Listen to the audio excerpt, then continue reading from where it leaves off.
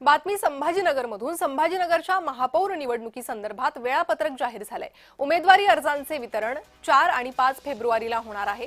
6 फेब्रुवारीला दुपारी 3 वाजेपर्यंत अर्ज स्वीकारले जातील। 10 फेब्रुवारीला विशेष सभेत मतदान होईल।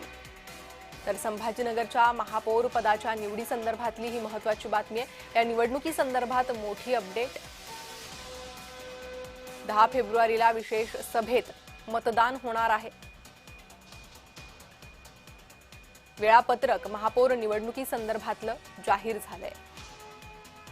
त्यानुसार उमेदवारी अर्जांचं वितरण 4 आणि 5 फेब्रुवारीला होईल। 6 फेब्रुवारीला दुपारी 3 वाजेपर्यंत अर्ज स्वीकारले जातील। तर 10 फेब्रुवारीला विशेष सभेत मतदान होणार आहे। महापालिका निवडणुकांचे निकाल लागून बरेच दिवस उलटलेले आहेत, मात्र अजूनही शहरांना प्रतीक्षा आहे ती महापौरपदी कोण विराजमान होईल याची।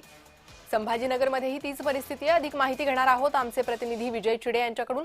विजय, काय अधिक माहिती येते महापौर निवडणुकीसंदर्भात? नक्कीच जर पाहिलं 4 फेब्रुवारी पासून जे आहे प्रत्यक्ष सुरुवात होणार आहे आणि उमेदवाराची अर्जाचे वितरण जे आहे ते 4 फेब्रुवारी ते 5 फेब्रुवारी रोजी दिले जाणार आहे। त्यानंतर 6 फेब्रुवारी 3 वाजेपर्यंत संपूर्ण अर्ज जे आहे ते महापौरासाठी स्वीकारले जाणार आहेत। 10 फेब्रुवारी रोजी 11 वाजता विशेष सभेचे आयोजन केले जाणार। या सभेमध्ये संपूर्ण महापौरांच्या अर्जाची जी आहे ती छाननी केली जाणार आहे। त्यानंतर माघारीची प्रतीक्षा झाल्यानंतर ज्यावेळेस मतदान होईल त्यावेळेस महापौर जो आहे तो बसवला जाणार आहे। सध्या जर पाहायला गेलं तर महापौर पदाची तारीख जी आहे ती कुठेतरी आता प्रशासन घोषित करत असल्याचे पाहायला मिळत आहे। विभागीय आयुक्ताकडून आता महापौर लवकर घोषित व्हावा यासाठी आता वेळापत्रक जे आहे ते देखील जाहीर करण्यात आलेलं आहे।